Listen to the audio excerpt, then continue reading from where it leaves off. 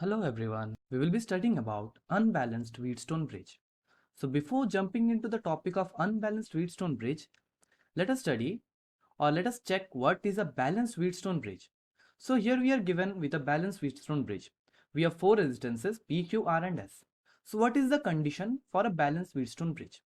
So for a balanced Wheatstone bridge we can write Rp into Rs will be equal to Rq into Rr. So the product of the opposite resistances must be equal. So this is our condition for a balanced Wheatstone bridge.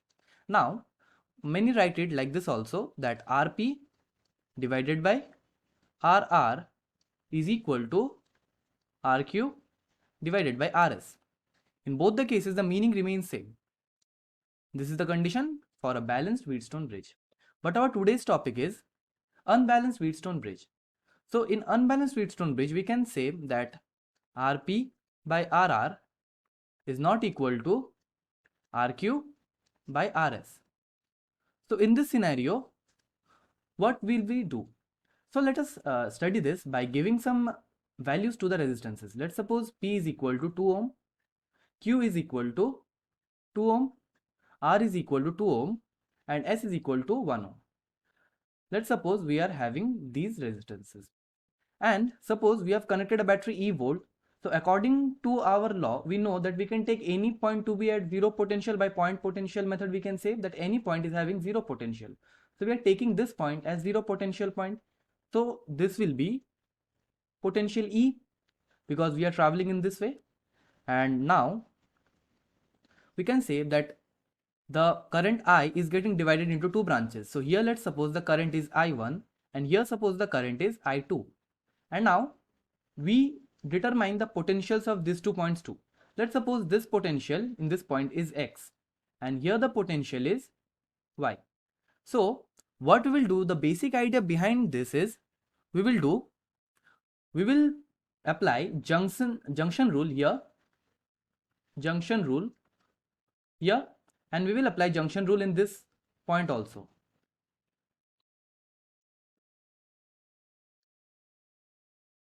So in these 2 points we will apply Kirchhoff's junction law.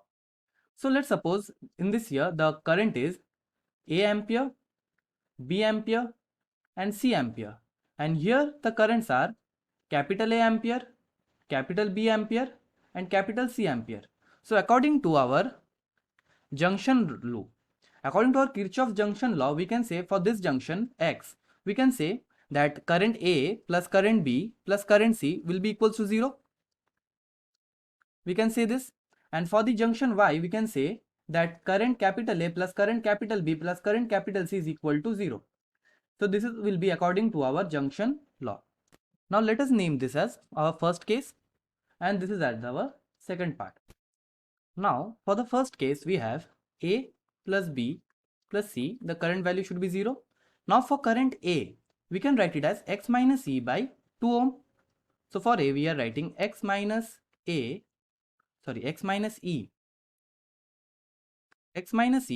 divided by 2 and plus for current B. For current B what we can say?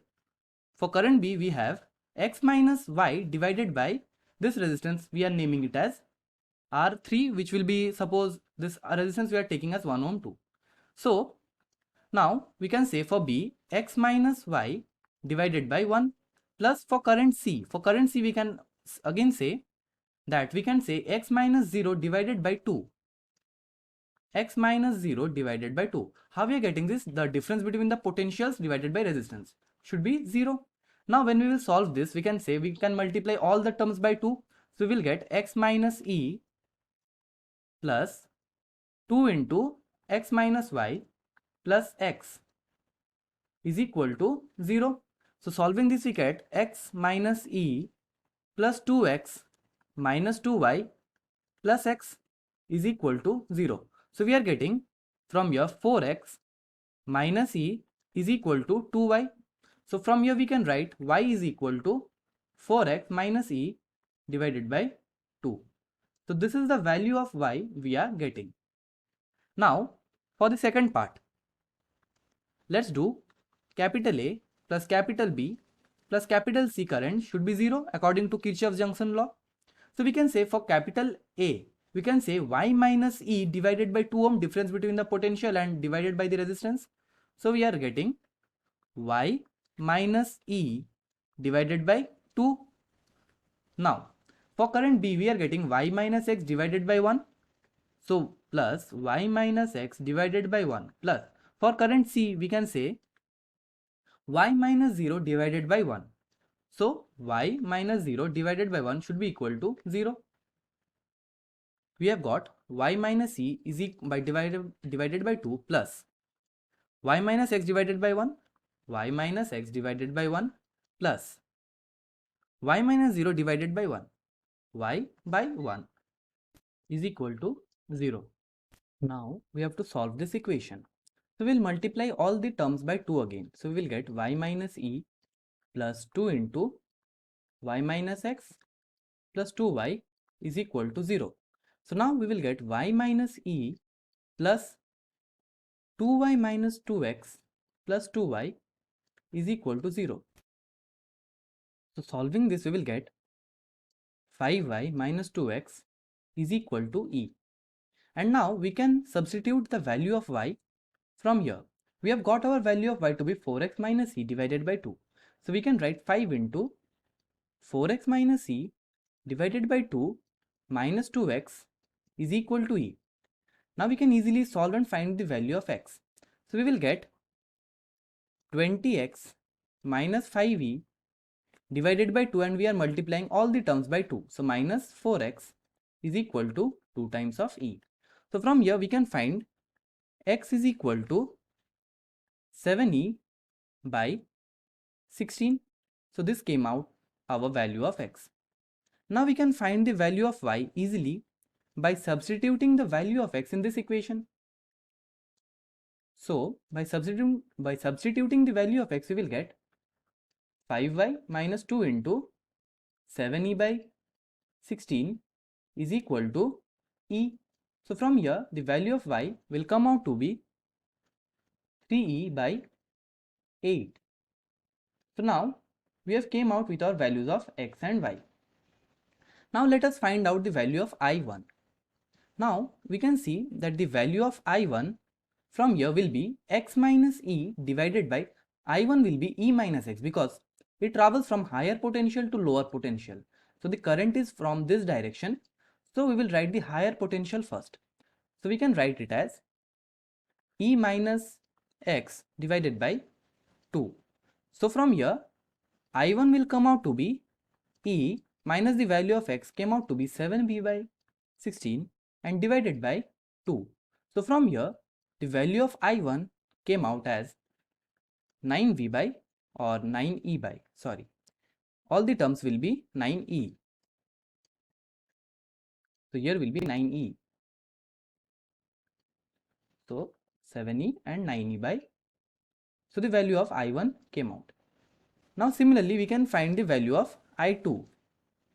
So what will be the value of I2? So from here we can see the value of I2 will be E minus Y divided by 2. So the value of I2 will be E minus Y divided by 2. So I2 will come out to be E minus the value of Y was 3E by 8 and divided by 2. So I2 will be equal to 5E by 16. So we have got our values of I1 and I2. Now finding the equivalent resistance, which is R equivalent, is very easy for us. We can write R equivalent as E by I1 plus I2. This will be the value of our R equivalent. So we can find out easily R equivalent to be E divided by the value of I1 was 9E by 32 plus 5E by 6. So our R equivalent came out in this case as 32 by 19 ohm. So this is the value of R equivalent. So we easily found out the value of R equivalent through this method, and by this way we can solve unbalanced Wheatstone bridge questions just by assuming the 2 points potential to be different. And what happens in case of Balanced Wheatstone bridge, in balanced Wheatstone bridge, what happens is both the potentials have same potential value. So suppose if this part has potential x, this part will also have potential x.